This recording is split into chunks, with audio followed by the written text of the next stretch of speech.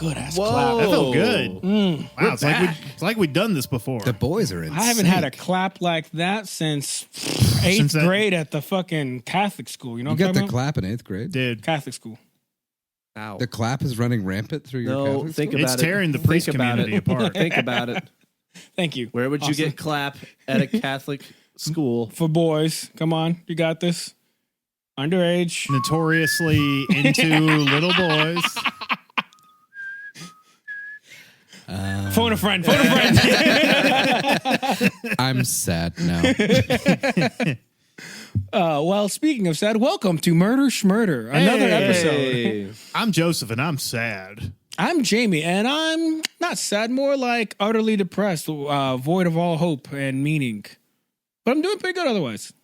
I'm Grant. Actually, no, it'll take a while. It's way too long. I'm tired. That was the most dad response. I could open up about my feelings, but I I could won't. talk to you guys, I'm tired. but I'm yeah. Austin, and things are doing pretty good. Sick. Well, we got the spectrum of emotions. Well, I said I was doing pretty good. I meant more we are all on the spectrum. And again, my emotion is tired, I like that. which I find that to be a very valid male emotion. Tired. Now, 100%. yeah. Also Yeah. hungry. Speaking of valid male emotions. Also horny. Yeah. Yeah. Those are really Horny, valid. definitely. Horny. And nothing. Yeah. Nothing Yeah. is a valid I male know. emotion. When you're sitting and you're thinking about Nothing. Nothing. and somebody's like, what are you thinking about? And you're like, nothing. That should be a valid response. I'm they say- buffering. Right. Okay, I mean, it's fine if you don't want to answer me, Right. but like, what are you thinking about? I'm taking a moment of silence for all of my hopes and dreams. Yeah, but you have to be thinking about something right now. No, it's literally nothing. Like if you remember, like Okay, fine. If you don't want to open up to me, that's fine. Okay, you remember whatever. Windows dial-up. Dude, I That's do what's that. going on in my brain. In all seriousness, Like maybe 60% of the time. Right. breaking this little thing, I 1,000% do that like at least 3 times a day. It just shuts down, and it's Yeah. awesome. I think it's like a defense mechanism for consciousness or something. You know what I mean? Like you're just like so overwhelmed by everything happening all the time Yeah. that you're just like, nope, burp. It's only bad if you do it in the middle of traffic. I don't know. I black out during traffic a lot, That and I scares tend to me get where I'm sometimes. going. Nah, It scares me though when like, I was your going brain to say it's turns the off. opposite. I think it's like a But your lizard brain's still doing it. yeah. Sure. You know, Like it knows where to the turn. It consciousness knows how to brain is stop. just like, I just got to tap out for a minute. And then Yeah. it just turns like, it's Just like hits going the on muscle memory and everything. like what's the thing? Autopilot. It goes on autopilot. Yeah. Just like, just make sure we don't die. I'm going to just take a Yeah, minute you to have myself. just enough check out. awareness to not rear end someone or merge into it in a stupid way, and then like everything else is just cool. Yeah. I also like how your autopilot was a video game console. I'm Or thinking of controller, like, sorry. when you're driving, He must like I drive got a the buttons on Tesla. the thumbs on my steering You got wheel. the No, you don't. Yeah, I do. Your Look at the car is Jeep. from 1972. They had buttons 1997, back then. 1996, and they had buttons. Now, do the buttons That pop was when off they if you invented push buttons. them? Of course they Probably. do. Do they work? No. And if I touch them, they pop off. So it's best not to use it. But I know they exist. But does it feel satisfying as little thumb catches? You bet your ass. We like thumb holders. Yep. That's why Joseph God knows made the what I'm butthole. talking Oh about. yeah. I'll be putting my thumb in everything. Yeah. The butthole is made for the thumb. It really is. Yeah. You're like, what am I supposed to do with Especially these when you're suckers? back there and you just Wait, you can fit both up in there? You got to. like you're have cracking a to? coconut. SpongeBob, I said assertive, not insertive. Sorry, Mr. Krabs. So we may have a break in releasing, or is the audience unaware? The audience is entirely unaware because we're Sick. too good at our job. We're That's way very too good. Minor Well- gap, and then now we're back to regularly Right. scheduled programming. It's certainly not. It certainly has not taken us 2.5 months to do. Yeah. Not one even a little episode. There's bit. a major gap, but After that, yeah, we're but pretty solid. Where we're at now, those But these stupid idiots don't listeners know. and These audience, stupid they don't fucks who fucking know listen dog or shit. even watch. Which why would you watch a podcast? Bunch of fucking Yeah. losers. I know. Tell I me, agree. you tell me you got this much time during your day? To watch people watch people? make dick jokes. I don't know. We're pretty handsome guys. We are pretty good looking. Joseph popped out the beard. Austin popped out the beard. Grant popped out the beard. The winter's I'm coming. growing out my pubes. You're looking at 4 great men right now. And I got to say, those pubes, they got a sheen to them. They look good. They look good. He's been using his essential oils. He's been using all of my beard oil on his pubes. Yeah. And I'm asking again, stop it. That's why Grant had to trim his because he didn't have enough oil for it because of Jamie's It's pubes. very expensive and stop it. What's Jamie's pubes just looks like a sheep's ass. What's that soap Yeah. that has the Yeah. fucking the? It's like the healthy one, but it's like it dries out your skin like a motherfucker. But they got a menthol one. Oh, Dr. Castiles or Oh, something? that shit. Get The that. 18-in-1 where it's like you can wash your floors, your ass, the window, whatever. Huh? Dr. Bronner's. Dr. Bronner's. Castile soap. What, they have a menthol one, right? Yeah. Yeah, they Yeah, do. the peppermint. Peppermint. Oh, it's like smoking a menthol with your balls. That's so true. It If you feels wanna so have- good. If you It want to have dries a out my spicy skin and it's wank, not good. It Right. is not good for my balls. Slather yourself in a little bit of body oil afterwards. You're going to be yeah, good. That would make more sense. Sounds Right, delightful. get some coconut oil afterwards because you're going to need it. Coconut oil is good. Coming from a tattooed boy. Yep, Coconut I love oil coconut is oil. the jam. Use it all the time. Brought to you by Dr. Bronner's. Maybe in the future. Who knows? That'd be a dope sponsorship. But speaking of sponsorships, this episode, just like every other episode, is sponsored by the one and only Corsair Distillery. Go to Corsair Distillery, go pick up a gin or a whiskey or something, take a tour, have a tasting, maybe a pizza from the famous Nashville 312 pizza. Buy yourself a really cool shirt like this one. All at Corsair Distillery. It's delicious and gets you drunk. It sure does. It does like the it. job. Please drink responsibly. That too. So, Joey, Yes. the whole reason I brought all that up, we haven't gotten the chance to sit down in a little while No, I've because been. you and your stupid ass and your delightful wife went I was across the I thought you were pond. talking about I was this. like, I know. careful with the buildup. I ramped him up and I liked it. With your fucking dumbass self. I was like, And your wonderful wife. I was Yes. like, this is bold. I know. I was sitting like, across the couch from him. okay, he's within arm's reach and we're doing this. All right. Bold move for Grant. I liked He it. doesn't see you for a couple weeks and he's just like, I fucking He's like, hate you know you what? and you're a stupid bitch. I'm going to wind this motherfucker up. Joseph goes boxing every Saturday and Monday. No biggie. No, me and Sarah, my wonderful wife, we Who is an were. amazing human being. We all love Sarah. She's We love great. Sarah. She's the best. Don't know how she tolerates Seriously, me. she's We incredible. need to have a manvention soon. We need to Oh get my Sarah up in gosh. this bitch. Yeah. She's There got you a great idea for an episode coming up. So Oh. butter up the manventions. Get ready. Trying to fall in love with her. You won't be able to because I already got her. And he fights real good. I do. Yeah, we went to England. Yeah. Jolly old England. My man. That's how you know we're best friends. That's right. Besties. Yeah, so we were there for about a week. It was awesome.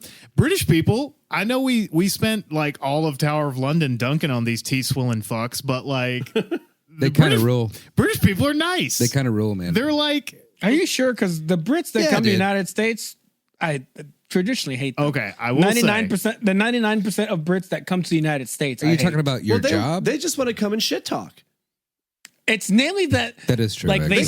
speak the same Right. language, they have a similar culture, and they hate tipping us. Oh my gosh. And that upsets me to no That fucking was end. crazy. We literally, like, the whole time we were there was only one time we were prompted to tip because every other time they're just like, yeah, what do you want? Okay, cool. Because they're not fake nice to you like waiters and Yeah. wait staff here because they're just like, yeah, I get paid a living wage. I don't give a fuck. Like, Right. they're nice. They do their jobs, but they're like not waiting around That on you. over the hand and- top bullshit. Yeah, that they're we just have like, to what do you do. want?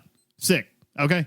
And then, like, I will say, in bars, in pubs, God damn, man. I'm gonna kill you. Son of a bitch. If dude. it's 9/11 right now, I'm going to kick you. It says it's 109. All right. It's 8/11, which means you're an I'm hour Which means off. you're an hour behind. Update your dumb shtick. I don't I'm know leaving how. him here. I'm leaving him here. You're walking. No, you're not. When you're in, You fucking take him with you. but when you go to a pub, Okay, fair enough. They don't. There no pub we were at opened a tab. They just immediately close you out. But when you're at a restaurant, you have to fucking beg for them to come let you pay because they're not trying to rush you. They're not like They don't care. like, oh, you got to get the fuck out of here. They're just like, all right, you good? And we multiple times we'd be like, yeah, I think we're all good. You know, we don't need anything else. And they'd be like, sick. And then they just walk away. And then like 20 minutes later, they'd be like, you still good? Need anything? It's like, oh, actually, we wanted to pay. And they're like, oh, you want to pay? Pfft, okay. You know, like they're not trying to rush you at all. Suit Like, yourself. Wow. yeah. But Sarah actually, the only hiccup in our trip was Sarah left her passport on a bus in London. Like we went to I forget the name of the train station, but it's like an international train station. Like you can get trains from all over England, Yeah, you can get yeah, to yeah. France and everything. So it's like a huge Grand Central Station. it's their Grand Central station. It's like Heathrow. They got a train that goes from London to France? yeah, Yeah, of it's course they it's do. got a, Have you they never got- seen Eurotrip? Not since I was a Happy teen. juice. Boy, Yeah, Yeah. they got an underwater Excuse you. tunnel. I also was Sick. astounded to find out that out. I 'Cause didn't Sarah, know that. Sarah said the same thing to me, and I was like, "To France? We're on an island, dummy." Their And she- transportation is amazing. Wow, that's wild. No, straight up though, there was a tube strike on a couple days after we got there. Even so, like, which hey, all solidarity to striking workers. Yeah. But at the same time, buses, taxis, the tube when we could ride it was fucking amazing. It was so easy to get around. When I decide not to have Must sex be with your nice, mom, I right? call it the tube strike. Keep going. That What was do you mean? really What do good. you mean when you decide? Yeah, I said what I said. The tube strike You stands. text my mom back, you piece of shit. No. That was really good off the cuff. But no, so it's like this huge international like train station, right? And we get off the bus and then we walk up and then Sarah's like, oh shit, I don't have my bag, her credit card, her passport, literally everything that's not in her carry-on is in there.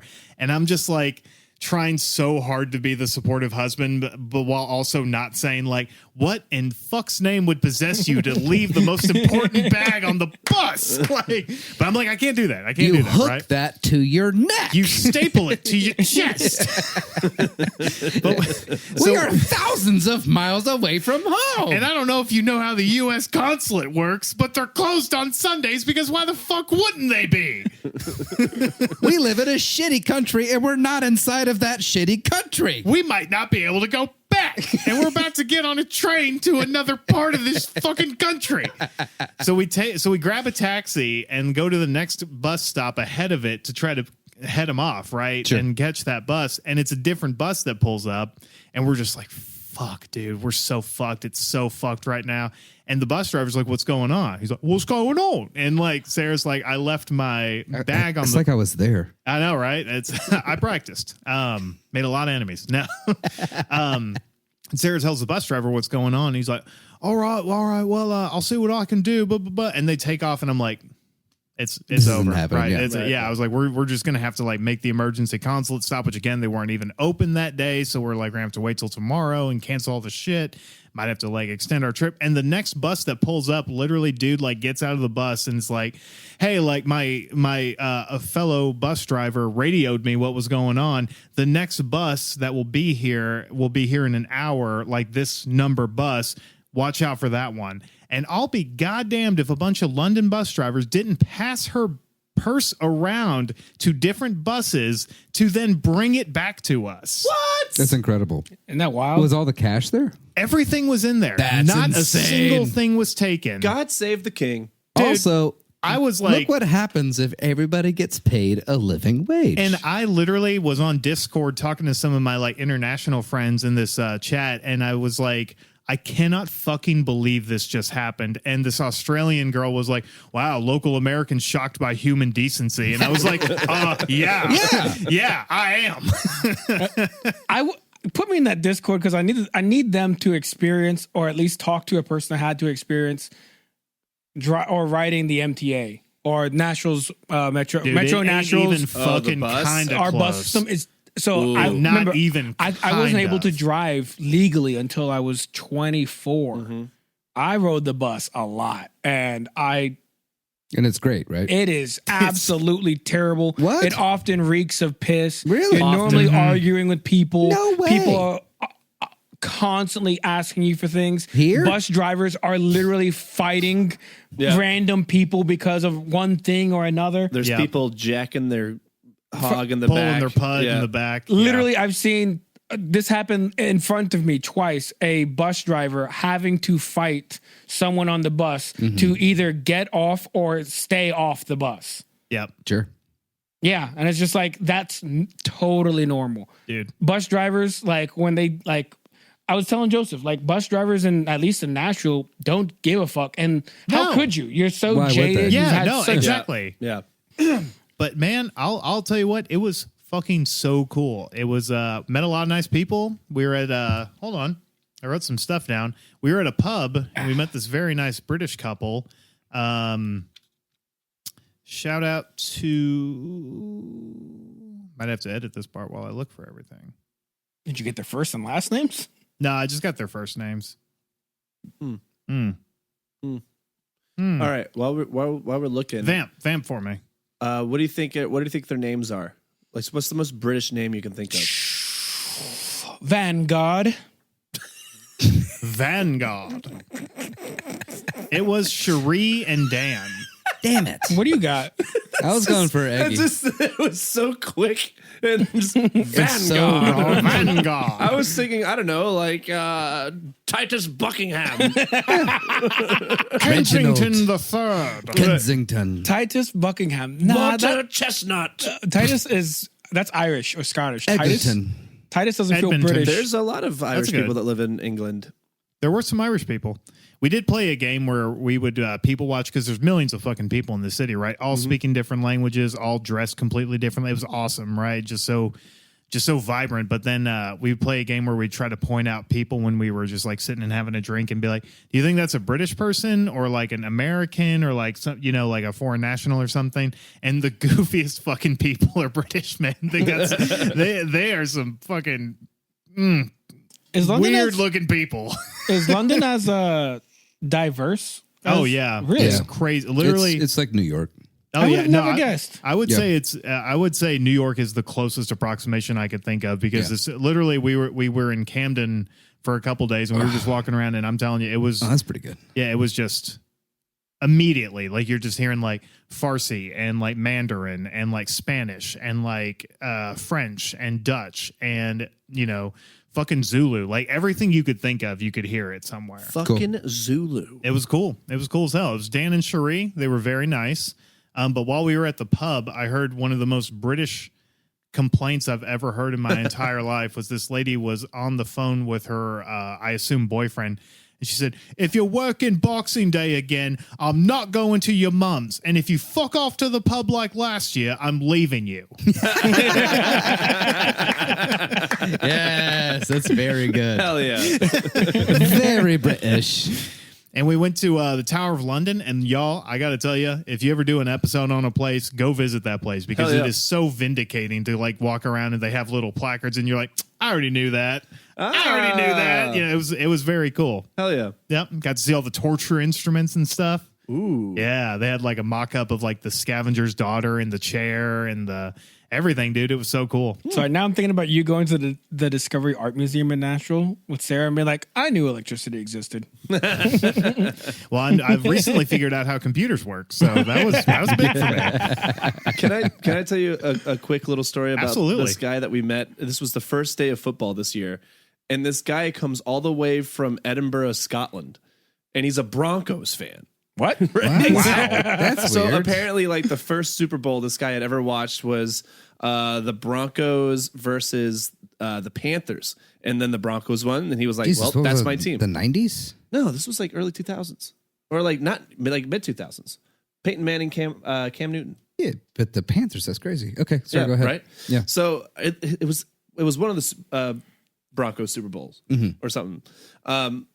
So anyway, this guy comes in from Scotland, and he's all, "Yeah, I wanted to watch American football." We just call it football here, bro. Right. But then like this guy who's a Raiders fan, which if you guys are football fans, you know that like Broncos, Raiders, same division, big rivalry, right? And this guy goes, I traveled 4,000 miles to tell you to go fuck yourself. Let's go. We just had the best time with this dude. And like it was the first, we were doing like a Corsair feature. So like we're all plastered. I think I had maybe like 4 or 5 mind erasers. And then this guy shows up and I just started giving him all my shots. I'm hammered and I need this guy to be hammered. And he goes, I traveled 4,000 miles to tell you to go fuck yourself. Oh, it's The most fantastic. Scottish statement. Oh, it's amazing. I want to go to Scotland so bad. Dude, I think next time we're gonna. It was really fucking cool. And I don't know if I would leave. That's the problem. man, I think I would have found my people, really. yeah, I hear Edinburgh is awesome and Glasgow. Hey, Yeah. Yeah? we got trip. Yeah. Group trip. A buddy of mine lived in Edinburgh for a couple of years, and he still talks about it. Yeah. Yeah. People were nice. We went on a Jack the Ripper tour. Oh, fuck yeah. We walked by a fish and chips restaurant That'd be called a fun episode. Called Jack the Ripper. yeah, called Jack the Chipper. Sick. And it was awesome because our tour guide, she was great. I wish I could remember her name and the name of the tour group, but it was kind of funny because there was a lot of stuff. She knew a lot of stuff, but there was also some stuff that she didn't know. And so someone would be like, hey, what about this new evidence? She'd be like, I don't know what that is. Anyway. And I kind of like, This is my Wednesday. yeah, basically. And I don't think I pissed her off too much, but I made a joke that at the beginning I could tell kind of bothered her because she started out with talking about how she's like, a lot of the victims were sex workers and some of them were alleged to be sex workers. And I just want to say, doesn't matter if they were or weren't, these were people with lives. Sex work is work, and we should value all of these, women regardless of what they did or didn't do. And I nudged Sarah and I was like, what is this, woke the Ripper? And the lady heard me. And I was like, oh no, I'm that guy now. She doesn't know I'm being sarcastic. So I actually because she's walking us through fucking Whitechapel. American. She's walking us through Whitechapel and she's like, we're dodging through streets and stuff. And it's so funny because she's like, this is where, so-and-so was gutted and butchered. And there's just a KFC there now next to an Egyptian Awesome. bar that And looked awesome. 100,000 chickens. And I actually kind of sped up to catch it. And I was like, hey, I just want to say, I just really appreciated that thing you said before. Cause it's you got to contextualize the murders and everything. And obviously, sex work is work and it's very important to, defend the lesser dead, as people call them, and she was just like, it's fine. It's fine. I was like, no. I have a true. No. I respect sex workers. I pay them a lot. I use them a lot. Do you know where any are? No. I don't kill them if that's what you're saying. And I was like, no. I actually have a true crime comedy podcast with my friends, and we try to really hammer that some of the more vulnerable members of our community are being murdered. And she was like, yeah, whatever. And I was it was awesome. Fuck off. Yeah. She was really cool though. Okay, cool. But you made a great first impression. Oh yeah, no, I was pushing uphill for the rest of that tour. I can Yes, tell you you. were. Yes, you were. Does anybody have any thoughts on this? And I'd be like, oh, and she'd be like, anybody else have any thoughts on this? All right. So I got to ask, because if I was to ever go to London, I'd have to go see something like Monty Python. Is there any of that around? I'm sure there's some Monty Python stuff. I mean, we went to Dover Castle, which was really fucking cool. Where they had all these. It sits out on the ocean front. It's because between Dover, where Dover's at, if you cross the water, there's France, and so France had launched a bunch of attacks from that. Right. They got shelled by Germany during World War II. So there's a bunch of castle night stuff there, which is really cool. So where is Monty Python's flying castle? Is it kind of always it's moving kind of always around flying overhead? around. It's flying, so or- so it leaves. It goes from Kent, goes up to Canterbury, Dover, hits Edinburgh sometimes. Do they have a rope or a basket that you can jump on? Yeah, and they then have a rope with rappel a up? little donation bucket in there because flying castles don't run on air. Message Yeah. for yourself. But anyways, if you could let us know where the flying circus is, I would love to I will absolutely at do least my go best. watch, if not join. Yeah. Yeah. I did also bring something back for y'all. Is it Simon Pegg? I wish. I love Simon Pegg. Who doesn't? What a great guy. Yeah. It'd be nice to talk with him. It would be so cool to have Simon Pegg on the podcast. Yeah. And I'm really surprised fewer people make Peg jokes about him to him. I don't know. Out of respect. I've never heard of one interview. No one's ever been like, "Do you like getting pegged, Simon Pegg?" Like nothing. You could be the first. Good. Mr. Pegg, come on the podcast. I also feel like Simon Pegg's the kind of guy, if you were to make that joke, I feel like I'd never see you again. I feel like you'd just disappear, you know? You think so? Yeah. I think you'd he'd smile sadly and like just somebody would evaporate. take you out. He Yeah. does know Tom Cruise. He does know Tom He does. He does know Tom Cruise. Yeah.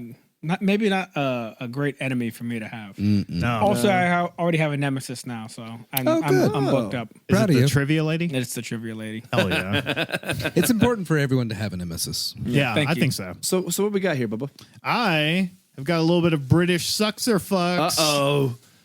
It's back, friends. The sucks or fucks. From across the pond. It's not their candy, is it? I bet it's their. We need to candy. get like a NCIS. Go-go. It's Sucks or candy. Oh, God. We got Bounty, which has a coconut on it. Okay. Okay. I do like coconut. We've got Flake, which presumably has a lot of skin flakes in it. That looks good. Okay, Flake. Honestly, it could either be like a Butterfinger or it could have a bunch of fish in it. Crunchy, And Crunchy. Crunchy looks like it's a fire starter. but it also looks like a Nestle Crunch bar. It does. So I don't know how we want to divvy this up. I'll open one and Yeah, then I break think we off a should piece and we'll pass it around. yeah, that was That was awful. Holy shit. I felt so bad watching myself do that. Grant opened Crunchy first. Let's do Crunchy first, and All right. then we'll do it in waves. Grant's opening Crunchy. Is this? This is a Cadbury. Wait. I love that. This is also Cadbury. Cadbury's it is big a over Cadbury. there. What's Yeah, it's a Cadbury? It's a huge chocolate Well, we get company. like- Cadbury eggs yeah. during Easter's. Yeah. Ooh, this might be gross. So it's not a berry; it's a company. I think this is like a Whopper in a No. candy bar, Okay, and I'm thank gonna you. Yeah. freak out in a bad way. In a bad way. I fucking hate Whoppers. All right, You here hate go. Whoppers. So Whoppers? goddamn much, dude. They're the worst. I also am not crazy about the malt. Oh, I might you hate go. this. I might hate this. It looks like honeycomb. All right, well, cheers, everybody. Cheers. Cheers. This Cheers. looks good. Like before I dive deep into this, like aesthetically speaking, it is quite beautiful. Like, Oh it's no, got- that fucks. Never mind. It's got Snickers, like the Snickers dick vein on the outside, but it's got like this beautiful honeycomb in the inside, and then like a nougaty thing. Little cross section on there. Oh, this fucks. It does have a Whopper flavor to it. It's Whopper-esque, but the flavor's not terrible. It's like a Whopper Whopper-esque. texture, but Yeah. honeycomb flavor. And you know, it's not overly sweet. Like it's pretty sweet, but it's not like for honeycomb and milk chocolate. It's not like Yeah, I mean, punching I'm me in getting the a face. touch Simply of- chocolate. Yeah, It was a I'm getting little a touch weird of at Butterfinger first, off but of then that. it like really, I really kind of melts a little. Yeah. Yeah, that's pretty good. That fucks. That might be the best thing, like chocolate bar I've ever eaten. Oh yeah, because you're not a big sweets guy. Same. I But love I sweets. I think- got such a sweet tooth. To my smoke understanding, Yeah, American sweets are you stop extremely drinking. sweet. You got to smoke something. Oh yeah. Joseph, Need something. do you know if that's true? To my What's that? I know in comparatively to Japan, like American sweets, I think are 5 to 10 times like higher in sugar Oh content. yeah, well that's also why like me and Sarah wanted to get a bunch of British snacks too, was because like their legal definition of what constitutes bread, chocolate, milk, whatever is different than ours. Like Yeah. their food, their version of the FDA allows only certain amounts of additives and preservatives, as Right. well as like actual just like And sugar content. and sugar Yeah. content. Like, So Subway's bread is not considered bread in the UK, if I remember correctly. no, it's like It's actually cake by American terms, which Actually, is yeah. wild. It is, right? I was gonna, Subway sucks, man. Subway I ate a does lot of Subway, the especially in college. But man, I'll tell you that I have turned around completely on You know it. what's funny? The Did funniest they thing. switch it up though? Because I thought back in the day it was supposed to be quote unquote healthy. It was supposed to be, but I can tell you, Subway, along with almost Well, every other major There was American that pedophile company, that lost a bunch of weight. there was that pedo who lost a bunch of weight, although he still looked kind of unfuckable, which is probably why he was which is probably why he was still fucking kids. But I mean, well, that and other stuff too. What, I was going to say, great deduction, Joseph. Yeah, sorry, it's not just ugly people fucking kids. It has nothing to do with how remember horrible he is as a human. It's just he was so unfuckable, which is So kind of unfuckable. He's like, understandable when you put "Guess it I like better that. go after the kids. You know what's even worse is that he looked just like the Verizon guy that later became, I think, Oh, the Sprint guy? the Sprint guy. Yeah. He was like, "Can you hear me now?" Yep. Yeah. You know, Are they screaming now? he looks just like the guy. And I feel like after the whole thing came out about They dumped him. yeah, they're like You don't see him a lot anymore. You look a little too much like this guy Jared over here. But I know Subway and a lot of other American fast food places are just like cutting the shit out of their ingredients. They're yeah. like doing everything they It's can to disgusting. save those pennies. Like, well, to give you an idea of how Subway was better, not great, but it was better. Yeah. And then I thought so. as soon as they grew to the extent of basically allowing owners to cannibalize themselves Gotcha. over other owners, when it got to that level, they shot down a lot of the price points to look better. And in that process, at one point, I want to say it was around 2011 or so, they actually started testing the bread and the meat and stuff like that. That's when it came out that like it doesn't constitute as bread in the UK. In the United States, I think you said Also, they don't know where the tuna comes from. yeah, It's not so they tuna, tested the and they don't they know what tested it the is. meat. Yeah. They tested the chicken genetically. They said it's not chicken. Same with the tuna. Imagine testing meat and it doesn't genetically identify as that meat, and no, like they didn't say what it was. Right. No, not They even didn't like. know. Well, it's definitely not chicken. Can you imagine though, like sending that off to a lab and the fucking lab tech's just like, so The computer blew up twice. Hey, They're just grinding up pigeons. they're like, sorry, you were supposed to send us your chicken samples. Like, oh, we did. Oh, That's burn awful. it down. what you got, Austin? I got accidentally almost already opened it, but I've got flake. Flake. Are you sure it's not flaque? Yes. I'm dead sure it's not flake. Okay, this is also Cadbury. This is Cadbury. Cadbury's huge This over there. looks Oh. like Is that like their Nestle? Oh, wow. It's like, yes. I think so, yeah. it really kind of like falls apart. All evil corporation things aside. Oh, it's like a 3D printer made us a chocolate bar. It's yeah. It is. I thought it looked like just like a log, like a stick. Both are valid. Yeah, I think both are true. Bro, what the hell is this? This is the ugliest thing ever. It's a know. flake. It's not. It Cheers. does not look appealing. No, it looks like Cheers. a piece of wood that you picked up out It of does a look lake. exactly It's like a wood chip. It's like a piece of mulch. This is what Yes. It's like a piece of mulch. this is what they layer in playgrounds Yeah. for kids to fall on. Is it soft? No, it No. hurts to fall on a lot. And if you have an open wound and it gets in there, you're fucked. I like it. I'm not a fan. The texture is way. This texture's yeah. really weird. It like falls apart, then melts. Yeah. That's kind of fun. It's way better when it melts, but before it just causes dry mouth. I Yeah. like the chocolate on this Get this more away than from the other than the crisp thing. Sure. But I'd hate the texture. Yeah, the texture's Jules? so off. Just toss it to her. Throw it like overhand, like real hard. Yeah, like that. I'm really good at throwing. Work on. Were it. you in sports? A little bit of improvement. A little bit. I wrestled in high school for a little bit. Oh, so, okay. But the only balls I was fondling were Oh my God. the other competitors. That does look weird. Right? Yeah, it's weird as fuck. I liked it though. Yeah, it's got like a tree bark looking Yeah. thing going on. Yeah, you're right. It's not pleasant. But also like a 3D printer made a chocolate bar. Sure, yeah. I know. I can see that. Okay, next up we have Bounty. It's got a coconut, and it says responsibly sourced cocoa. Ooh, I'm excited. 100%. So, you know, Responsible cocoa. I'm also glad we waited for coconut as a finisher. Yeah, same. Because that feels like a good. yeah. I good love endpoint. coconut and I candy. do fucking too. love coconut. I normally put sugar-free coconut syrup in my coffee every morning. Nice. You're also a Interesting. coconut LaCroix guy, which does still bother me. Yeah, no, that's you crossed. Yeah, everyone gross. Ooh. I've ever showed it to is like, yeah. I this don't, tastes like suntan lotion. I I'm don't just like, want to it's drink delicious. I bubble know. water and then somebody burps suntan lotion into me. Now I do And use it's the I- worst. I do use coconut milk for Oh, all they my kind of do protein it like a shakes. mounds. It's got like two separate boys. I love that. I like so, that. Yeah, we're gonna Very brown. easy. Oh, this is a fucking mounds. It looks good. This Smells slaps. good. This is awesome. Oh shit, that's really good. Yeah, this is great. That's way better than the mounds. Yeah, this is like extreme coconut, a little bit of chocolate. Whoa. This rips. Yeah, Jules, you got to in on this. Yeah. There's not one left. Here, Here, Here. give my little piece. I don't want to put my fingers on it. finger it. Just put your Why are fingers you on it. yelling at me? Yeah, she got it. Christ. Grant's better at throwing than me. Some And also, people you get managed to sick. stay off camera the whole Oh time. yeah, that's true. Finger it. Hurry up. Grant, you want the rest of this? I can't think. This is what a No, Mounds go. wants to be for sure. Oh, that's so good. It's really, really Isn't good. it? It's you really know good. what? It all It's it actually the needs perfect. is a like- little almond. I know, right? No, Every mound I have from now on will be dull. right? Yeah. This is vibrant. I always wished Almond Joys didn't have the almonds because I like milk chocolate a little bit more than Well, dark then chocolate. just get the Mounds. But the Mounds are dark chocolate, and they give me renal failure.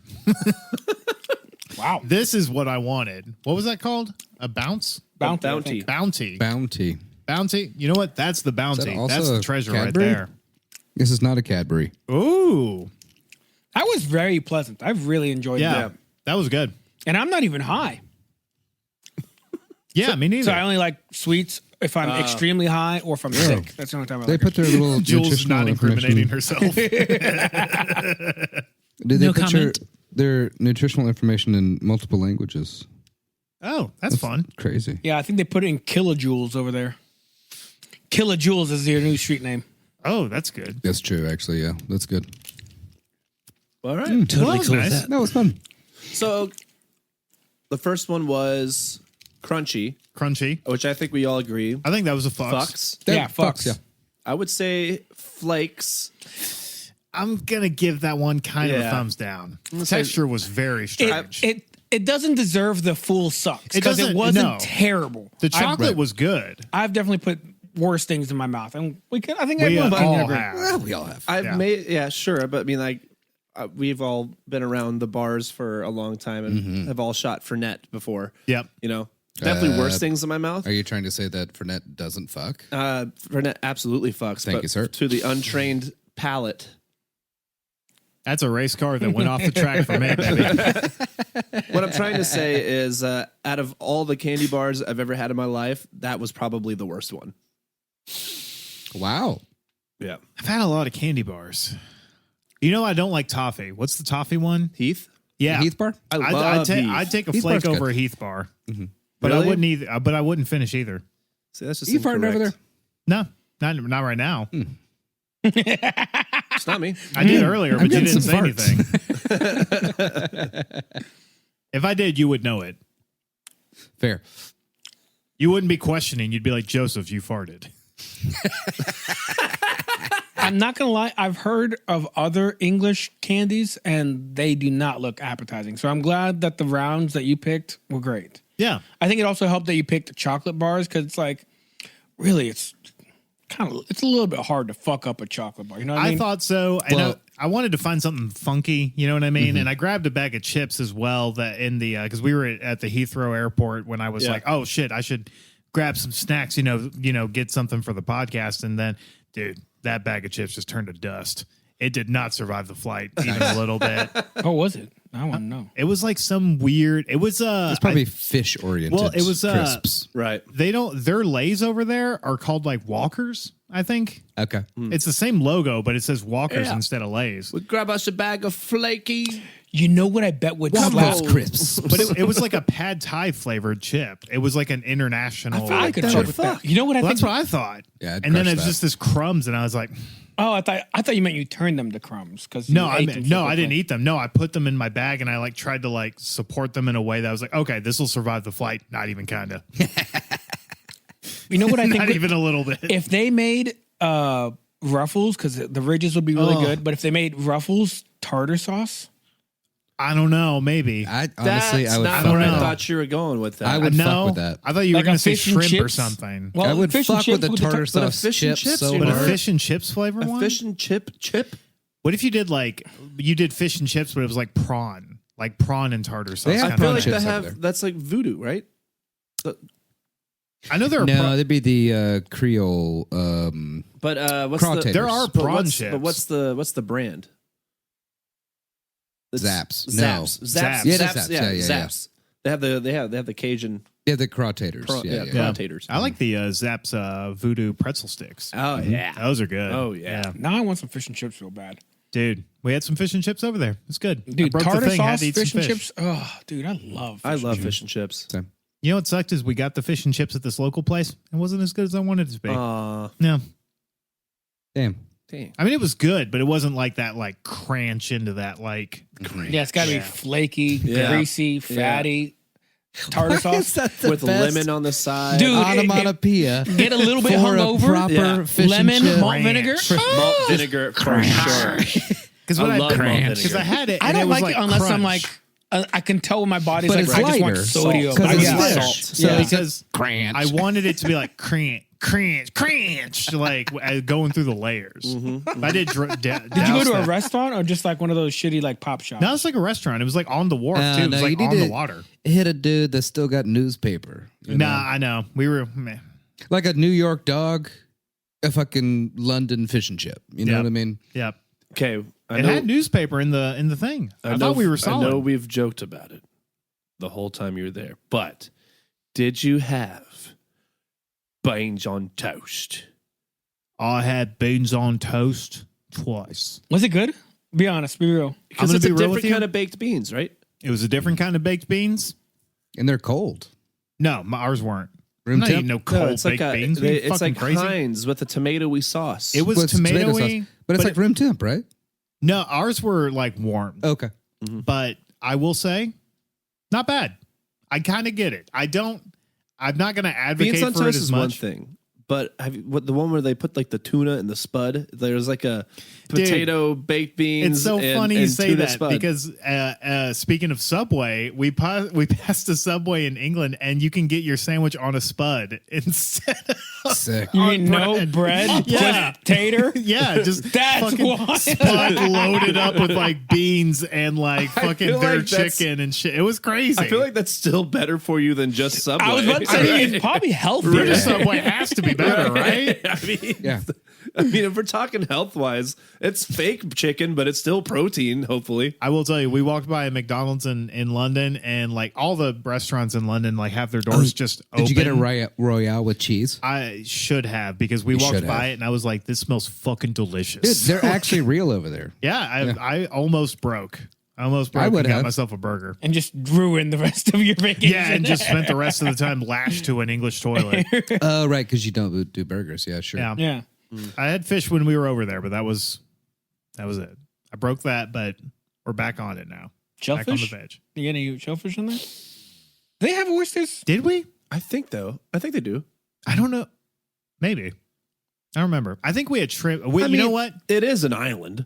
That's what I'm thinking. Yeah. We had eel at a Japanese place. I think they Eel. call it a ikuyasa or something. It's like a little backdoor bar. Like we like cross this place and then like there's literally just like an entire bar with a fucking like tabletop grill and all these people stuffed into it. It's a sake bar and we're just like, fuck yeah, dude. They had this incredible eel that like, oh my God. Anyway, Nice. I'm hungry. I know, me too. I like eel. I'm fucking starving right now. I could actually use a glass of water. Water. All that chocolate made me. Yeah, maybe a little dry. There's a big jug of water right over there. May I? All right. We got an episode to please. start off, though. Fuck. Joseph, would you mind catching us up on whatever we're talking about? I believe we're talking about the notorious, the dangerous, The horrific. philanthropist. The medical experiments gone right? No, we were talking about. Damn. You sounded like a cartoon drinking water. Are you okay? He's better now. I was doing a bit. I was like, damn. Hey, we have a whole camera now. We have to do. That's bits. tru. We got to do physical Yeah, bits yeah. now. For a second, I was like, I don't think Austin's had water today. Oh, I haven't. I have had 2 martinis though. Hell yeah. I'm on a bit of a Corsair martini kick, and I'm liking it. Drink responsibly. There's a guy in college, real quick. He lived, I don't think he ever went to any classes, but he lived at one of the house parties. And He just lived in a revolving house party. he often, and his roommates would often brag that he only drank Kool-Aid and Busch Light. And sometimes I wonder where he is now. I can tell you, he's pissing out a golf ball size fucking Kidney stone. kidney Fucking stone. seriously. Jesus Christ. God. Only Kool-Aid and Busch Light. That's crazy work. Oh, thank you. Yeah, dude, his fucking urethra is this big. Who's calling me? Cousin. I'll call him later. So we were talking about Edgewood, Edgewood Arsenal, which was a military facility specifically designed to test the limits of psychoactive chemicals in terms of warfare. Talked about Dr. Jack Ketchum, who was the head of the facility for many years. Crazy. Was Jack Ketchum rambustuous? He was rumbustuous. No, actually, he was a needle-thin, crank-addicted weirdo who, if you'll remember, wrote pseudo-pornographic stories about scientist heroes. No, those were real. Didn't he write a movie about himself? Like he wrote the full script? And it was also real. He wrote a movie about himself, and he filmed his actual experiments where he would douse soldiers, most of the time unwittingly, where they did not know what they were being dosed with psychoactive chemicals, nerve agents, and would record their reactions.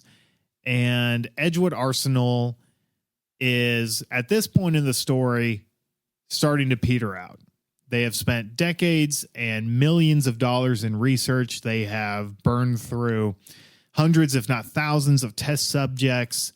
And the American military is pretty heavily bogged down in Vietnam at this point. So we're crushing it. So we're doing great. And Edgewood has figured out the perfect way new perfect way to wage psychochemical warfare. to end Vietnam once and for all. Which, if you remember from your history books, we totally won, and We won the everything was fuck out awesome. of that, yeah. We won the fuck Yeah. out of We it. did It was such a great. good job. The sequel to Oppenheimer. Vietnam. It's just Oh, Edgewood. it's just that, oh my god! It kinda Instead is, of winning actually. the war, it's They just fuck losing everything the up. war. Yeah. So You destroyed thousands of lives. Yeah. Vietnam. Electric Boogaloo. Or what- Oppenheimer Part 2, Vietnam Electric Boogaloo. So American confidence, especially from the public, is at an all-time low. Sorry, I have one more. Oppenheimer Part 2, The Boom. Weekend at Kayson's. Nice. Thank you. So basically, at this point, where we are at is that Dr. Ketchum has left the facility, come back, and if you'll remember, I believe in part 3 we touched on, there's a new generation of younger scientists who are working at Edgewood. Oppenheimer 2, Too Fast, Too Furious. Yes. Too Bomb, Too Furious. Yeah, Tokyo. Oppenheimer 2, Agent Orange. Is it Oppenheimer 2, Hiroshima Drift? Hiroshima Drift, Nagasaki Delight. All right. Well, he won that bit. Anyway, Let's just keep doing this for the next do hour. this for a while. This is more We're fun. done. And this new generation of scientists that's working at Edgewood Arsenal is straight up protesting their own workplace. They are sabotaging experiments. Right. They are very aware that what they came there to do is both immoral and also just stupid to the point of why are we even bothering doing this? We're not furthering the cause of science, and we're not actually doing anything to ensure that America is safer. We're just kind of dicking around at the expense of a bunch of money in people's lives. which thankfully enough, we're kind of at that precipice right now again. You know, there's a lot of allegories that we can, paint. It's from true. that time period to now. So what's the saying? History doesn't repeat itself, but it rhymes. Yeah. I like Yep. that. Yep. You see a lot of stuff that's happening now. You look back not that long ago, or, even like 100, 200 years ago, you can see a lot of similarities. But where we left off was there were Soviet trawlers spotted off the coast of Alaska. Yeah. And General... What are those Soviet trawlers doing there? What are they doing there? Well, that's what General Willie Dick wants to know. And when he approaches... Who's going to be the first? They don't call me General Willie Dick for nothing. I Honestly, I was just thinking they were like, let's see if Sarah Palin keeps waving at us. Let's go say hi. For my name isn't Willie Balls Dick. There you go. General Willie Willie Balls Dick. And General Willie Dick summons Dr. Ketchum to perform real-world drug warfare testing in an attempt to gas the boats and their crew. So, Ketchum typed up a plan for a large-scale experiment at the Dugway Proving Ground in Utah. For some reason, one of the higher-up officers dubbed Ketchum's plan Project Dork. Hey guys, my plan's really cool. Yeah, Project fucking Dork. This Also, plan's going to work, guys. Willie Dick is attached to Project Dork. Yes. That's just too good to be true. Ketchum didn't care what they called it, though, because he was in a dexedrine-fueled frenzy, working on his newly approved project. Dexedrine is basically amphetamines. Yeah, no, it just after how much, I'm not saying any of it's good, but how much he produced over that period of time, I'm a little interested in Dexedrine. I mean, it was definitely a work drug. I got a lot of shit to do. Yeah? And there's a bunch of stuff I want to write, too. I've got a lot of shit to do, and I don't want to do it well. Give me that Dexedrine. I like to do it poorly and quickly. Stop yelling at me. It's quantity over quality.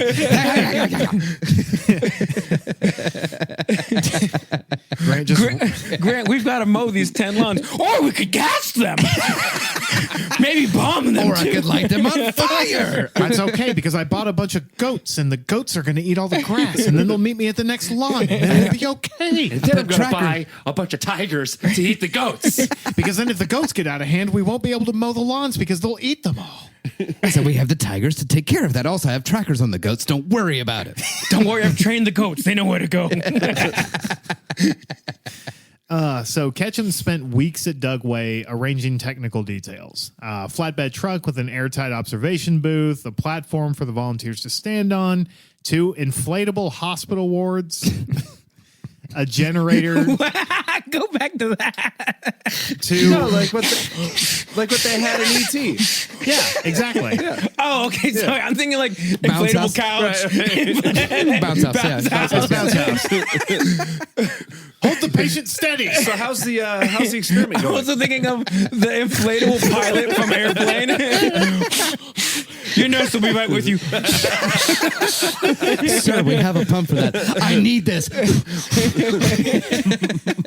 So they have the inflatable hospital Wait, wards. real quick. We both jump at the same time. Double treatment. And then finally a generator to create the cloud of BZ itself. Ketchum also flew out oscilloscopes and an audiovisual truck to document the test. What's an oscilloscope? I don't know. It's some kind of thing. Keep going. Who cares? I'll look it up.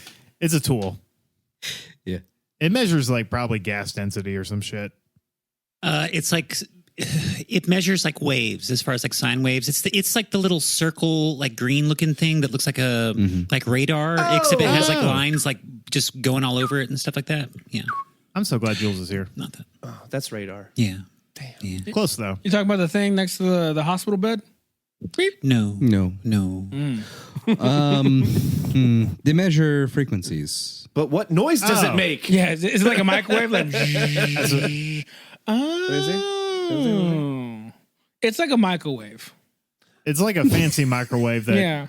But instead of making popcorn, Like a microwave. Grant, you don't know.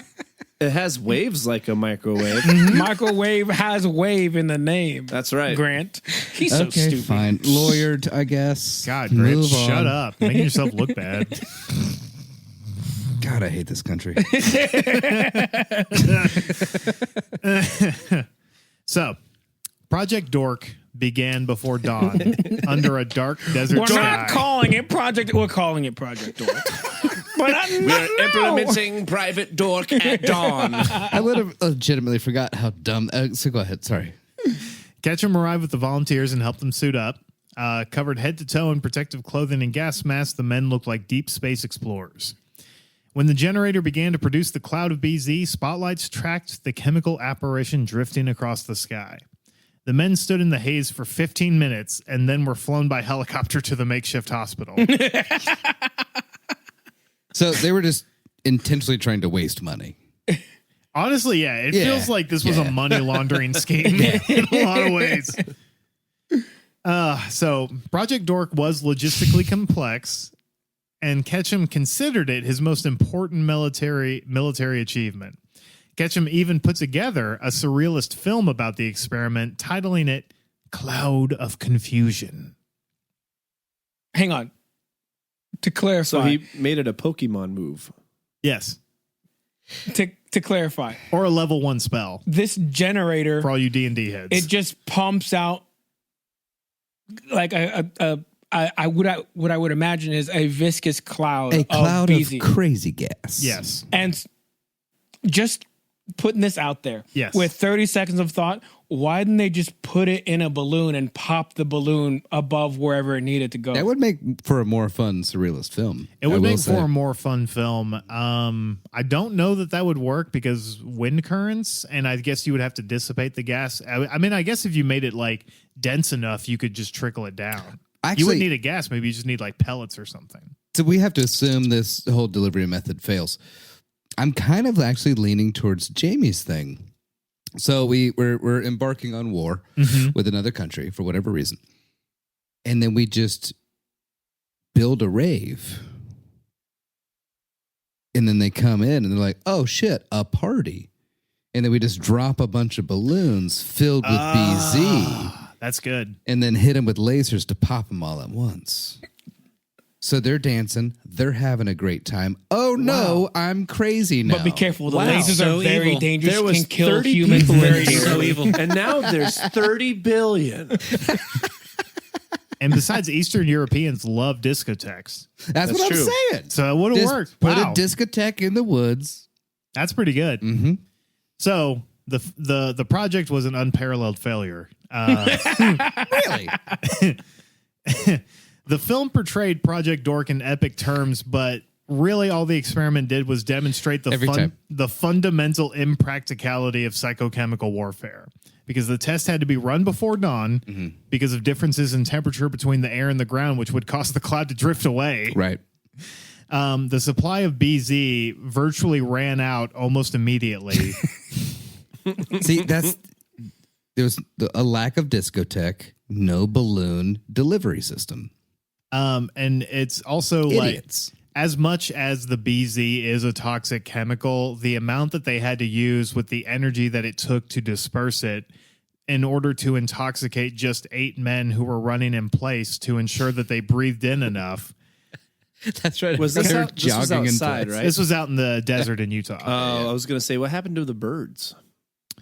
There's no birds in Some the desert. birds definitely got Well, fucked now, up. Yeah. well, now that we know that's in the desert, so maybe Yeah. not. No, I'm sure they killed numerous animals when all the shit just leached into the ground. Yeah. Oh, yeah. But certainly the experiment just showed that launching billows of BZ clouds across the Arctic waters to attack moving Soviet trawlers would be futile at best. I'm going to throw this BZ fart at him. Now, the Soviets were not ignorant of BZ or psychochemical warfare in general. A chemist named Avil Mirzyanov conducted secret weapons research for the Soviet Union, told an interviewer that Moscow never had more than a half-hearted interest in LSD or psychochemical warfare, and that its interest in BZ in particular was strictly to keep up with Ketchum's program that they learned about through spies. Which is kind of the arms race fallacy in action. Sure. Is we're making weapons because they're making weapons, but they're making weapons, so we're making weapons, so they were going to make more weapons. You get it. Cold War. Let's real quickly imagine like what Russia would be today if they were even half as interested in LSD as we were as a country. Oh my God. You know, Also- like our top ends, you know, all that, and then it filtered out into the public on accident, and a lot of us took it, and it changed an entire generation. And we love our colors and clothes and musics now. Think about Russia that way. Wild. Man, Jimi Hendrix fucking rips. Also, imagine like you're a Have you spy. heard of the Beatles? I mean, think about like a Vladimir Hendricks. You know what I mean? But imagine you're a spy in fucking Edgewood and how stupid the whole Americans place is. look. Yeah, and you're like, you're trying to explain this to your boss. He breaks away and is reporting back, with fucking. Come in, Mother Russia. Come in, Mother Russia. There is nothing to worry about. They're very Believe stupid. me, No fucking this way. is the craziest thing I have ever seen. Are you fucking for real? Because I don't think if I was like a Russian They have a spy's bounce boss, house laboratory. if they told me all the things, I'd be like, surely you are lying to me and you're a only- double spy. Yeah. Oh, they found you out, and now you have to feed me disinformation. The only reason why I have not asked you to take me home is because I want to see how it plays out.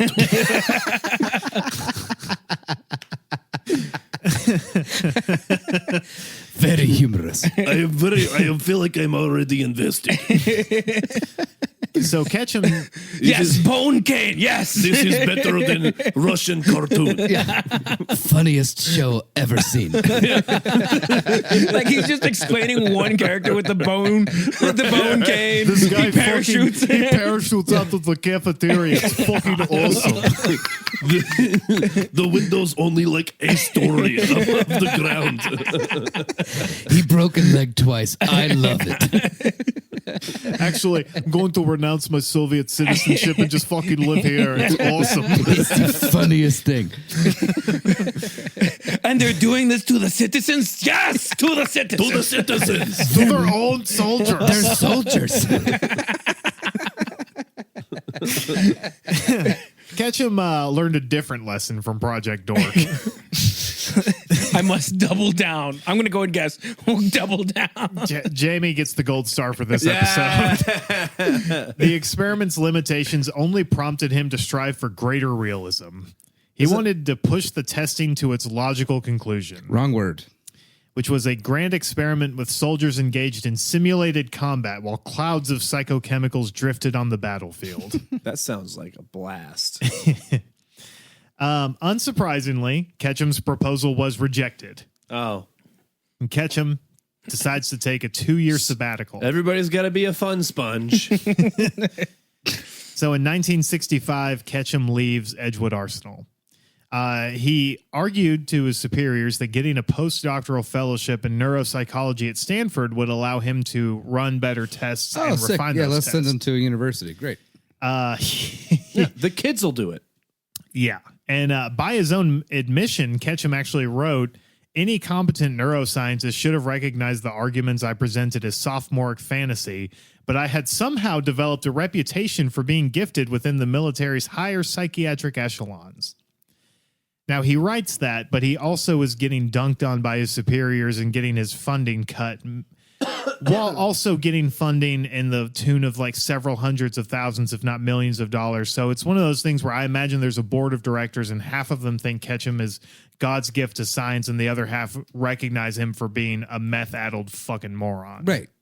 Who may be a doctor, but doesn't have a lick of common sense. Right. So there's like a me or you in the room being like, you're fucking kidding, right? Right. And then there's a me that's like, dude, give him more money. I want to see where this goes. Fucking right. Give him a check. Yeah, there's a Jamie being like, I know this is garbage, but this is hilarious. But this is awesome. And it's the 60s, so we're getting all the money. What He else are we wants doing? $1 billion. Just give him 1 million and we'll call it even. He Yeah. doesn't know the difference. And then you think about the Pentagon's multi-trillion budget for war, and you're just like, what is happening right now that they're doing? Why are they wasting our time and money right now? Anyway, but when Stanford I don't accepted know. him, the They've Army... listed a couple things that they've done, but now I feel like it's more alien stuff. But Sure. we've talked about it on the podcast. It's, They're it's making a- a lot of weapons that like they've now realized like are inefficient or Yeah. poorly made. They're giving it to Palantir to run databases on all of us. They're making AI programs that will just shoot homeless people. Yeah, but It's we know great. that. Yeah. It's great. I love it. Time to be alive. Anyway, Amazing. so when Stanford accepted Dr. Ketchum, the Army was all too happy to let him leave. Please just leave. Just go. Yeah. Just a very tired like CEO being like, just go, man. I know. There's just one accountant that has never touched any of these drugs that have been thrown. It's just like, Holy shit. Yes, please. Yes. I'll clean up. It's fine. Just get out. So in Ketchum's time back in academia, he did not do well, and he accomplished very little in terms of actual research. But he did find the time to volunteer at a free clinic in Haight-Ashbury in 1967. And I'm going to guess experiment on the homeless. He doesn't say he did, but he probably did. Yeah. As you can imagine, Ketchum did not disclose to the hippies in Haight-Ashbury that he was an officer in the U.S. Army who had been, up until recently, conducting secret experiments on GIs. Honestly, I want to know what he looks like at this point. I'll find a picture. I think I remember seeing it, and it's not good. It's pretty much what you think. Yeah. Just a reedy little scientist fuck. I was going to say, he's not a Brad Pitt for sure. No, I know This that. is not a good looking guy At behavior. this No, point, this Brad is- Pitt would play him in the movie he wrote. Oh, for sure. at this point in his career, in massive quotes, I'm assuming a scraggly beard and like wispy long hair that's like maybe gonna hit its At this shoulder, point, but it's probably. like giving up. You know what Yeah. I mean? Yeah.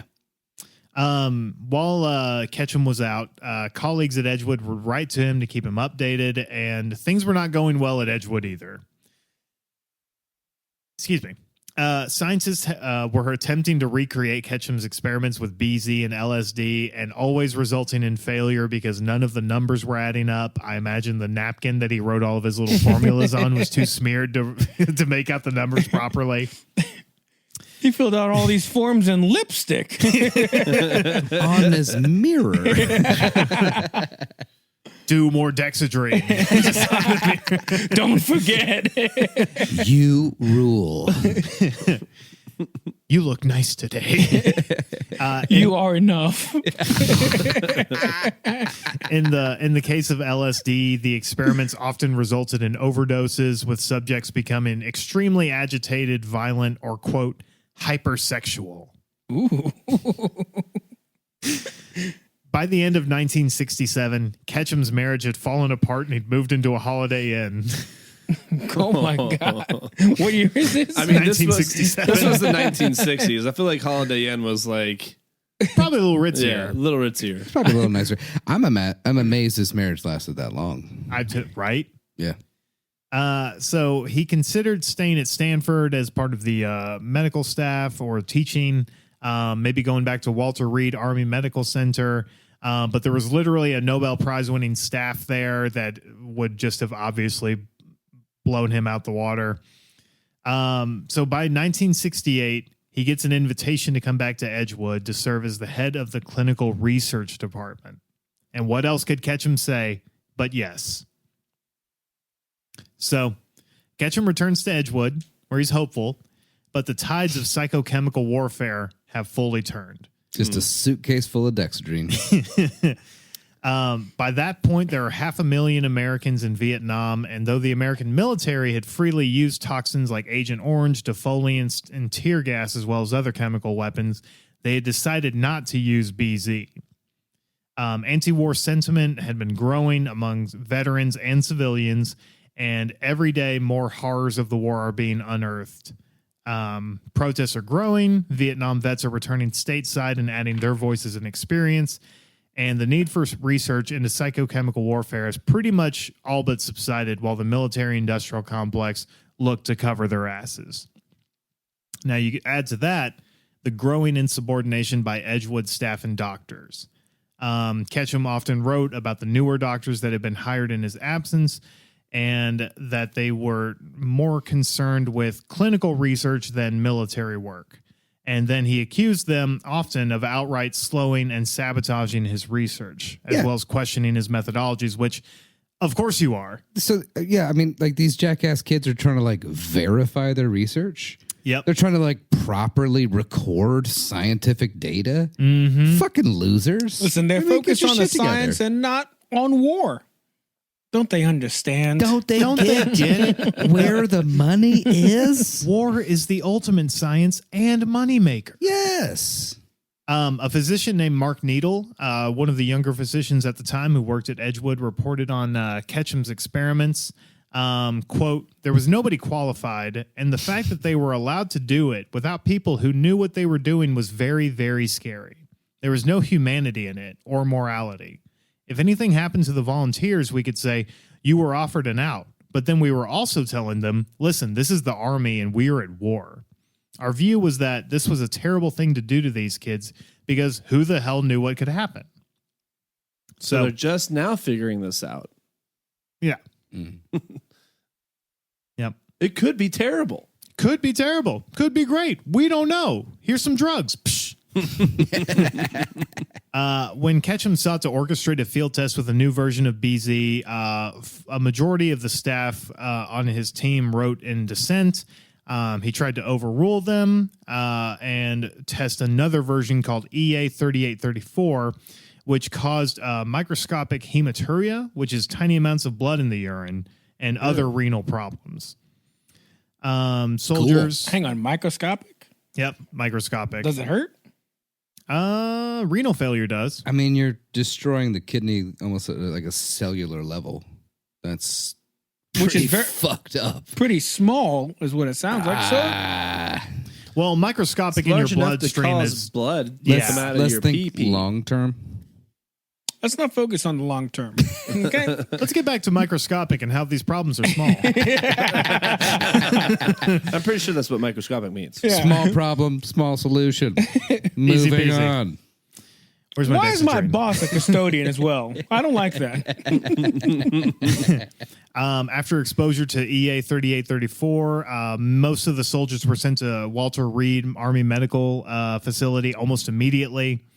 There was a psychiatrist there at Edgewood named George Lieb, who worked on the Arsenal's annual budget and had come to think of the tests of a questionable design and claimed that the tests were being funded merely to sustain the program. Kind of like we were saying that it feels like they're just running money through it in order to launder it while also just keep it going. Yeah, keep the project going. Yeah. Would you say his official title was? He was a psychiatrist. He's a psychiatrist, and they're like, "Do you mind balancing the books Yeah, well, in your free time?" He did psychiatry, but also like worked on the budgets team. And when I say budgets team, he wasn't necessarily balancing the books, but he was more like allocating money to labs where they would be like, hey, we need 10 more monkeys to cut their heads open and put neurochips in. And he'd be like, well, that'll probably cost like $80,000. Here's $80,000. You know what I mean? Like he's saying, How much chunks is a of- monkey? Jesus, I mean, that's you crazy. try buying a monkey, Grant. And it's also mostly for the chips. I'm pretty sure I can. Oh, that's fair. I was gonna say, I can get a monkey for I like, was I don't fully know, convinced. $400. They were like, "Do you mind doing our, I don't know, accounting for us as well?" That is also something it sounds like they would do. But quoting, This guy seems sober. Hey, yeah, right. Grant, you know numbers.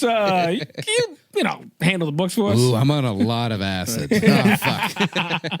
So of course I'll do it. George Lieb was quoted as saying, "Everyone I spoke to had misgivings.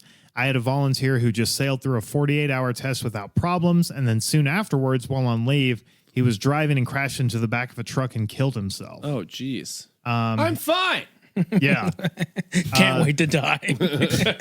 Lieb said, "I felt responsible for him. I felt like I had not done everything I could, but I certainly had done everything that I was allowed to do." Damn. That's a good guy in a bad situation. Yep. So after a little bit, Like most of our police force. Keep going, Joseph. nah, I'm not agreeing with that. So No, move on real quick. multiple tests were suspended. Physicians who saw no benefits to the experiments just outright stopped performing them. Anti-war protesters gathered outside the arsenal's gate. And as that happened, insubordination was giving way to overt acts of rebellion. Many of the doctors and medical staff, as well as cleaning staff and multiple other people who worked there, began leaking details about the research to the press. Some even approached the press and criticized their work publicly. One physician had come to believe that in many cases the arsenal had not done sufficient animal tests, and fearing that he would have to violate his Hippocratic oath, he told Ketchum that he wanted to transfer even if it meant being sent to Vietnam. Damn. Wow. Yep. Wow. Now, And that's Edgewood, what all the luster's out of Vietnam. yeah, You know what I mean? and this is also late I was going to say, this late is in when, the like, game when it's bad. Yeah. It's bad, and people are even like, Julie got my joke. back home protesting. Like, it's not being painted in a great No, light right now. This is right near the tail end of Vietnam. This is right when everything is about to go bad, when the last helicopters are leaving Ho Chi Minh City. Mm-hmm. $10 says he was going through a bad divorce. He might have been. Yeah, I just gotta skip down. See you in Nam, Linda. Try to serve me the papers there, Linda. You can pull your palimony right out of my ass in the VC torture camps. While Edgewood circled the drain, so did Ketchum. Ketchum claims he was smoking dope and having sex every night. I'm sure. What a I'm sure he was. Dude, he was Sure he was. You guys say whatever you want. He was the coolest dude that ever lived. God, he was so cool. when we were smoking doobies. And laying broads every day. Smoking doobies and burning bush. With my dick. I can tell you, Jack Ketchum, Dr. Jack Ketchum, he puts backs on mattresses. That's what that guy does. And they're all dead.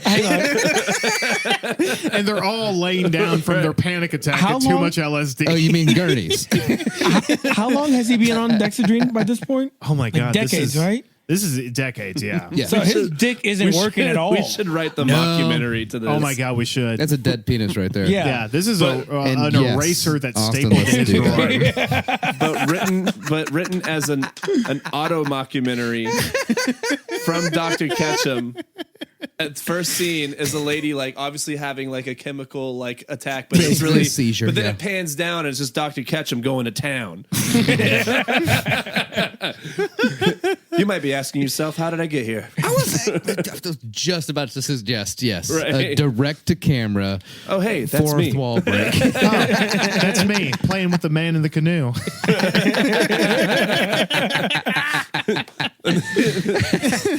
Then you get that tip like that old 60s like boom boom boom boom Yeah. boom boom boom. Well, a story like this, you got to start from the beginning. So I found Dexedrine. Anyways, So, Played by Danny DeVito, but every time he looks at himself in the mirror, it's Ryan Reynolds. Yes. Yes. yes, love it. done. So Winks. Looking Like good. six pack, like he lifts Yeah. the shirt, six pack. It shows that it's just like And he just goes waddling out of the room. Like, where the pussy at? it's like Margot Robbie's on the bed, but then you pan by the mirror and it's like I don't know, some whale. It's like in The Shining when there's that naked Yeah, lady, the lady in and the then it's tub, actually yeah. like a horrific apparition. Yeah. It's just like, but instead of reprimanding his revolutionizing staff, Dr. Ketchum would spend hours debating them about the ethics of Edgewood's experiments. Hours. Hours. He would talk at them. This is like backed up by numerous people who worked there. still going? Dexedrine sounds like a hell of a drug. Seriously. Dr. Ketchum would claim that at Edgewood there was no more medical malfeasance or malpractice than in the average cancer research. Of course. Yeah. Which is straight up not true. You know what? Cancel all today's experiments. We're going to talk about how what we're doing is good. We investigated ourselves and found we did nothing wrong. Which I can tell you is not true because I'm pretty sure the Mayo Clinic isn't just spraying aerosol LSD into pediatric cancer wards to see if their little lymph nodes stop You swelling. don't know that. I'm pretty sure they're not. I guess I don't know that. Were you there? I wasn't. Can we do that now? Because that sounds awesome. I mean, it's not going to hurt them. Ooh. Anyway, Anyway. for the Patreon. For the Patreon. Which you should subscribe to. Got him. Ketchum doubled down on his moral high ground. Without informing his superiors, he invited a journalist to Edgewood and toured them around the facility. Yes. Yes. When his superiors questioned why in fuck's name would he do that, Ketchum fired back with a heated memo. This is a medical research laboratory. This is not Buchenwald, not a prison or a stockade doing sneaky, poorly designed work for nefarious motives. Which, of course, it kind of was. Yeah, and like, they yeah. were. All the way. By November of 1969, President Richard Nixon announced that the U.S. would not offensively use the 49 tons of BZ that it had stockpiled.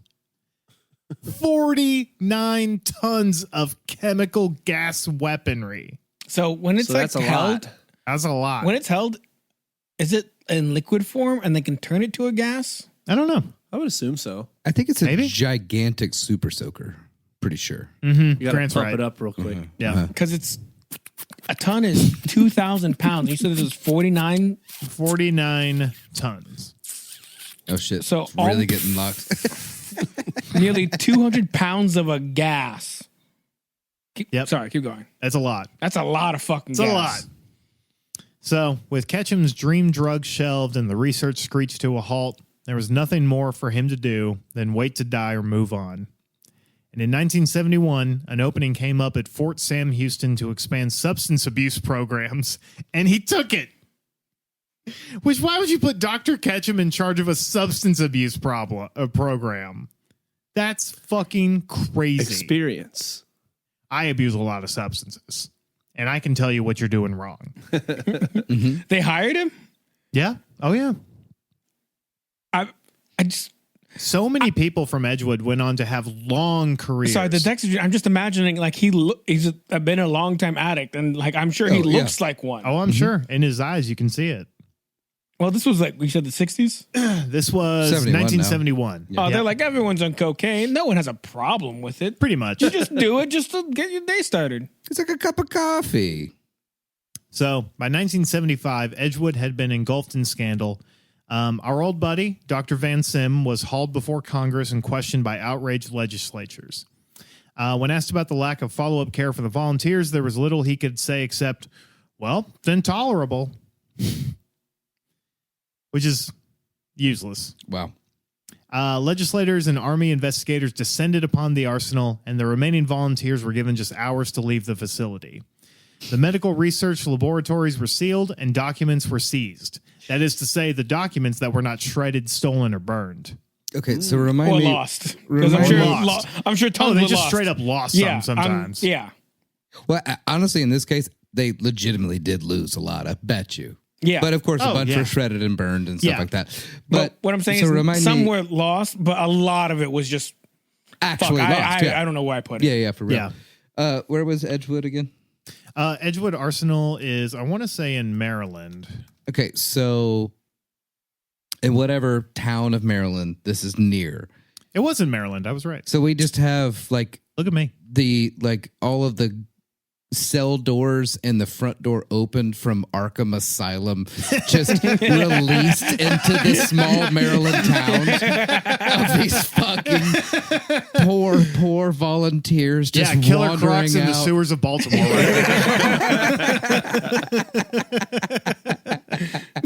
Yeah, that's Just pretty much what happened. disheveled and just shuffling along, be like, "Hey, you got a pancake?" I mean, like, what? That's crazy. It is crazy. They just let him go. They just let him go. Jesus. You got a pancake. I don't know what they eat in Baltimore. I don't know. I don't know. Baltimore pancakes sounds Crabs. right. Crab pancakes. Crab cakes. Crab cake. That's There how we they go. invented crab That's cakes. how they Austin, we invented got it. crab Thank you, Austin. We cakes. got there. In a desperate bid to cover their asses, the Army We took the launched... scenic route. Yeah, we did. I liked it, though. I'm so hungry. God, we gotta get some crab cake. Keep going. Dude, I've just been hungrier and hungrier. In a desperate bid to cover their asses, the Army launched an internal investigation into Edgewood. They claim that they found no evidence of deaths or serious injury. But Really? None whatsoever. none whatsoever. Wow. Which the term serious injury was not defined in the report or set parameters for. Wasn't there a guy that bust through a wall in like I think No. part one? Yes. serious injury. Wasn't there a guy that broke a chair, a leg off of a chair, and No serious injury. I feel like he just stuck his head in the door and was like, nope.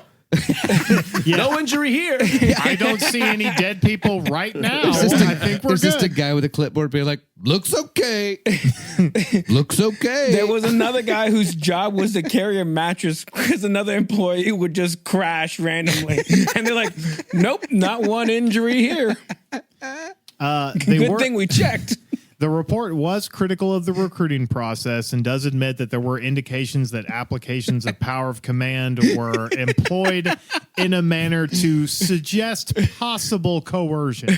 This just reminds me of every toxic person I've ever met that goes through just a little bit of therapy. This is like when the worst person you know learns therapy words. Yeah, there you go. Now, none of us are all perfect. We're all broken people just trying. And like, you're a fuck. No, you're a piece of terrible shit. You're hurting everyone around you, and you can't turn this into a trauma thing. Okay, you're utilizing toxic language right now, and honestly, I don't really appreciate it. Wow. Wow. Now, the lasting health effects of the research are difficult to judge, which is by design. Records were either messy or incomplete, and there were literally no experiments or studies done to collect data on how the administered drugs might affect lives in the long term. Yeah, because they let him go. Exactly. Don't you want my number or my name? No. It's best if you just leave. What am I going to do? Call you? Nice to see you, Steve. My name's Bob. Okay, whatever. Later, Ted.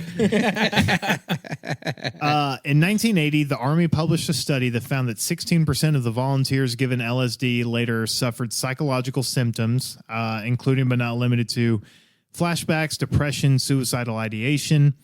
The authors of the study come to the conclusion that most of these were benign, but they also acknowledge that the study had a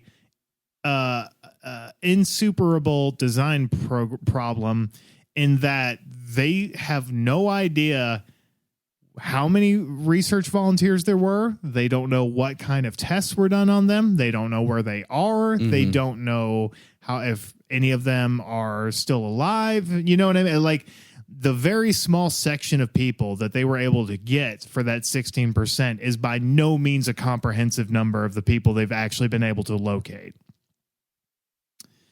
The Army, by their own admission, cannot account for everyone who's experimented on. And again, this is by design. While it's impossible to fully grasp the effects and consequences of these experiments, there have been some half-hearted CYA attempts. There have been studies done by the National Academy of Sciences on BZ-type drugs and nerve agents. But unfortunately, even those studies could not rule out any long-term effects from exposure to nerve agents and only say that they could be associated with cognitive and behavioral changes, depression, and suicidal ideation. But they were mild, though. But it is mild suicidal ending. Mild that suicidal these are thoughts. mild. Like, you're not thinking about putting the barrel in your gun, but if you were to accidentally veer into traffic. Multiple inquiries. Okay, just me. I was, before he started talking, I was like, oh, it's like a Tuesday? Yeah. So Mild just like waking depression. up. Multiple inquiries. By the way, if you think of that, go to a therapist. Yeah. Talk to someone. Yeah. If you can't afford a therapist, talk to someone anyway. Yeah, talk Anybody. talk to a friend. Yeah. Hey, Don't talk to AI. Talk to a human. Seriously, Human don't being. get caught in Actually, that you bullshit know what? feedback loop. Call us. call us. Hey, Call us. We got a We got a number. number. We got a number. We'll go down that route here in a little minute. Yeah. Yeah. Now, Or do what I do. Just dump off all your problems on a random person. You got a barista that you just met and you'll never see again. Yeah. Tell them all your hey, problems. they should know what's going on. You'll feel a lot better and they will wonder what the hell just happened. Or what when I you can randomly do, accept you a can phone call just from Jamie. Put one Yep. hand on top of the other and shove it on down. Don't let it come out until you see your favorite wall. Boop, doop, doop, doop. Lose the safety deposit on your Punch that apartment. depression out of your fists into your favorite wall. That works too. I like your song about future cancer. That's good. Now, all the multiple inquiries run on BZ-type drugs essentially determined that there was no evidence of large-scale physiological harm, and you probably have come to the same conclusion all of us have, that these are a bunch of half-hearted bullshit attempts to make it seem like they didn't do anything really that bad. And Dr. Ketchum took comfort in these findings. You know, in fact, he looked pretty good when I was interviewing. Full head of hair, most of his teeth. He was doing great. I mean, he was interviewed very late in his life by a reporter, And by all accounts, the guy was still doing Dexedrine, smoking his weed. He had his fourth wife. Everything was great. He was living in San Francisco, I think, in a very nice house on his retirement pension from the military. Jesus. He had a great life after this. And a lot of people who did these experiments and worked at this place did. Like I said, they went on to have very long careers where they became policymakers, heads of think tanks. They worked at universities educating people. I mean, this is endemic to our structure as a society. So, like, this is, for a while I was thinking, like, he's just been failing upward for a while, but eviling upward? Yeah. What? Pretty much. Yeah. So, while there are all these studies that if you wanted to, you could say, well, it probably wasn't that bad, or maybe it's not that awful. The results of all those studies can only definitively tell us one thing, which is that no one truly knows the extent of how these experiments hurt the subjects. There are the victims to remember, and not all of them are even counted as official death statistics from Edgewood. If you remember from part 3, Ronald Zadrozny, the dweeby soldier from the proto-reality TV experiment. Mm-hmm. Yeah. In 1995, Zadrozny fatally shot his wife and then himself. Oh. Now, On accident? No. No. No, he meant to. Yeah. That one got our in-house producer here. She liked that one. Yeah, she did. Now, is it fair to assume the BZ had somehow malformed his brain, dragging him towards a violent meltdown more than 3 decades later? No. Almost definitely. What? But can that be proved in a court of law? No. No. When interviewed before his death, Ketchum was his usual manic, talkative self. He admitted that the lack of medical follow-up was wrong, that the management style and the experiments on unsuspecting subjects were unethical. He even admits that the research after Project Dork was mostly fruitless. But when asked... Fruitless dork. But when asked if it was worth all of the psychological damage, the wasted years and lives, Ketchum said, "It's tough, I know. I struggle with these things, but I have always had the feeling that I am doing more the right thing than the wrong thing here." So for all of the hardship, pain, the delusions of grandeur, we're left with nothing more than your standard military and government operations, fallout, cover-up, and subsequent drifting into the cold cases of history. The government and military put whoever they considered disposable through the mill and ground their lives into fine dust to wring out new and interesting ways to wage mass psychological and chemical warfare on other people that they considered disposable. They spent a lot of money and cost a lot of lives along the way, and the test results weren't even worth the paper they were printed on. Thanks, Paige. Thanks, Paige. Thanks, Paige. Wow, that was just a fun romp through Wasn't it? Cartoon Mountain. There were cartoon moments. They really were cartoon moments for real. They really were. Dr. Colonel Lindsay, the pimp cane. The pimp that cane was with the awesome. legs Dr. though? Colonel Lindsay's Probably the the goat best. in this Yeah. story. I He do- actually is. As a Yep. group, I really, truly appreciate how we can truly make something so horrific that The patriarch fun of and funny. psychosis. Yeah. Oh, nice. But goddamn, what a thing. What a thing. What a thing that happened for decades and millions of dollars. Ugh. Is there a final number that they have of like how much they spent or like? No, there's I could probably find some, but it was I bet you it would be one of those like ridiculous, benchmark numbers, right? Yeah. Anywhere from 25 to 172 million dollars. That's what I'm You know thinking. what I feel like they It'd have an be- idea like, oh, we know we sent this much, but there's a lot of money missing. Right. oh yeah, I mean, basically like Vietnam like numbers too. You know what I mean? Where it was like anywhere from however many thousand to however many 100,000. Yep. You know, Yeah. it's just the way it was back then, Mm-hmm. and continues to be. Correct. Well, That on was note, that was a big 4-parter. That was a big old That was a big one. that's a big old trip what y'all just went on. and this and particular episode's a big one. that is a big one. Yep. And I hope y'all all liked it. I sure did. speaking of, let's talk about how you can help support us so we can keep doing these episodes like this. So we can fund these fun things we're doing. First off, you should follow us on all of our social media, Trashville_USA. Like, subscribe, hit that like button, ring that bell. Follow us on Patreon, also at Trashville_USA. Listen to Murder Schmurder on Spotify because that helps our numbers out the most. Hit that bell icon. Follow us on Spotify. And if you can, comments. The Comment. comments It's a big one. are it's a Right. very Actually, easy thing you can do that helps us all out. engage You know with what? us. I challenge you to give a really, really scathing review only on what Jamie says, Yep. because it will incense him to no end, and you'll get a lot of interaction. And if there's anything you absolutely detest, hate, think vile things about Grant, email it at don'temailtrashville@gmail.com. And he'll never see it. There's so much that we have to. Also, just tell Joseph and I how handsome we are. Just give us a compliment. God damn it. Yeah. Or- Just Joseph and I. If Just me and Austin. if you want to even send a voice note saying that very same sentiment, you can call or text this number. It is 615. It's going to be flashing right Flashing. here. 615-768-9483. Let's say it together, boys. 615-768-9483. Let's make a song out of it.